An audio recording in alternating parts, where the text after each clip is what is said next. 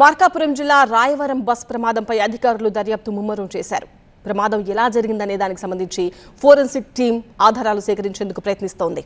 అయితే 28 మంది ప్రాణాలతో బయటపడగా మిగతా 14 మంది ఎందుకు తప్పించుకోలేకపోయారు? రాయవరంలో అసలు ఏం జరిగింది? ఘటనా స్థలం నుంచి మరింత సమాచారం మా సీనియర్ కరెస్పాండెంట్ ఫైరోజ్ అందిస్తారు. మార్కాపురం మండలం రాయవరం దగ్గర జరిగినటువంటి ఘోర రోడ్డు ప్రమాదంలో 28 మందికి తీవ్ర గాయాలైన వీరిలో 6 పరిస్థితి విషమంగా ఉండడంతో వాళ్ళని ఒంగోలు, గుంటూరు ప్రభుత్వ ఆసుపత్రికి తరలించారు. ప్రస్తుతం మనం సంఘటనా స్థలం దగ్గర ఉన్నాం. ఇక్కడ అసలు ఏం జరిగిందో ఒకసారి పరిశీలిద్దాం.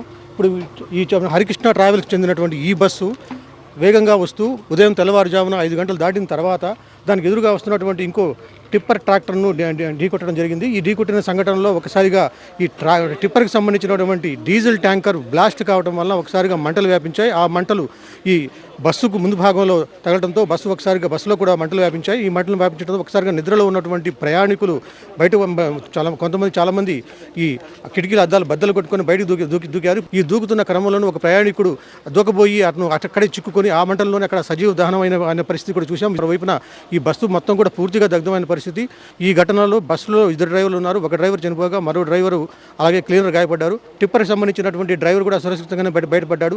టిప్పర్కి సంబంధించి ఎక్కువగా ఈ మంటలు వ్యాపించిన డీజిల్ ట్యాంకర్ బ్లాస్ట్ అయ్యి మంటలు వ్యాపించడంతోనే ఇదంతా జరిగిందని చెప్తున్నారు. మరోవైపున ఈ డీజిల్ నుంచి బ్లాస్ట్ అయిన వచ్చిన మంటలు ఈ బస్సు ముందు భాగంలో తాగడం వల్ల డోరు కూడా ఓపెన్ కాని పరిస్థితి. మరోవైపున ఎమర్జెన్సీ ఎగ్జిట్ డోర్ నుంచి కూడా బయట పడలేకపోయారు. ఎందుకంటే ఇక్కడ చూస్తున్నాం మనం ఎమర్జెన్సీ ఎగ్జిట్ డోర్ కూడా పెద్దగా ఇక్కడ లేదు, ఏర్పాటు చేయలేదు. ఈ బస్సుకు సంబంధించినటువంటి వెనక వైపు మనం విజువల్స్ చూద్దాం. ఈ వెనక వైపులో ఉన్నటువంటి ఈ అద్దాన్ని పగలగొట్టుకునే ఈ దాదాపుగా ఈ 28 మంది కూడా బయటకు వచ్చిన పరిస్థితి ఇక్కడ మనం చూస్తున్నాం. ఈ విజువల్స్ చూస్తున్నాం. ఈ బ్యాక్ డోర్ నుంచే పగలగొట్టుకొని దాదాపుగా అందరూ కిందకు దూకిన పరిస్థితి. వీళ్ళలో చాలామంది కూడా చేతులకి అలాగే కాళ్ళకు కూడా గాయాలైన పరిస్థితి. వీళ్ళందరినీ 28 మందిని మార్కాపురం గవర్నమెంట్ హాస్పిటల్లో చేర్చి చికిత్స అందిస్తున్నారు. ప్రస్తుతం వాళ్ళ పరిస్థితి బాగానే ఉందని చెప్తున్నారు. కొద్దిగా తీవ్ర గాయాలైన వాళ్ళని గుంటూరు, ఒంగోలు ప్రభుత్వ ఆసుపత్రులకు తరలిస్తున్నారు. ప్రస్తుతం మనం చూస్తున్నాం విజువల్స్లో ఈ ఫోరెన్సిక్ డిపార్ట్మెంట్ వాళ్ళు ఇక్కడికి వచ్చి చనిపోయిన మృతదేహాల సంబంధించిన శరీర భాగాలను వాళ్ళు సేకరిస్తున్నారు.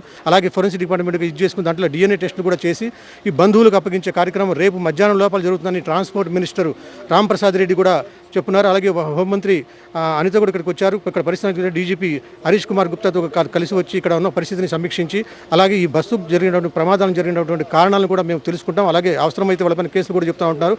ఇప్పుడు ఈ ప్రమాదానికి గురైనటువంటి హరికృష్ణ ట్రావెల్స్ బస్సుకు అన్ని అనుమతులు ఉన్నాయి, దానికి సంబంధించిన పర్మిట్లు ఉన్నాయి, అలాగే ఇన్సూరెన్స్ కూడా ఉంది. అయితే ఇది ప్రమాదం ఎందుకు జరిగింది? డ్రైవర్ నిద్రమత్తుల కారణంగా జరిగిందా, లేకపోతే ఈ అజాగ్రత్తగా నిర్లక్ష్యంగా డ్రైవ్ చేసిన వల్ల జరిగిందని దాన్ని కూడా మేము ఆరాధిస్తామని చెప్తున్నారు. మరోవైపు మృతుల కుటుంబాలను ఆదుకుంటాం, అలాగే ఈ క్షతగాతులకు కూడా మెరుగైన వైద్యం అందిస్తామని చెప్పి హోంమంత్రి అంత చెప్పారు. ఇప్పుడు ఇక్కడ సంఘటనా స్థలంలో ఫోరెన్సిక్ డిపార్ట్మెంట్ వాళ్ళు పూర్తి ఆధారాలు సేకరించిన తర్వాత మృతదేహాలను ఎవరికి సంబంధించినవి కనుక్కొని వాళ్ళకి అప్పగించే కార్యక్రమాన్ని చేస్తామని చెప్తున్నారు. ఇది ఘటనా స్థలంలో ఉన్నటువంటి తాజా పరిస్థితి. కెమెరామెన్ రాజ్ కుమార్తో ఫైరోజ్, TV9 మార్కాపురం జిల్లా.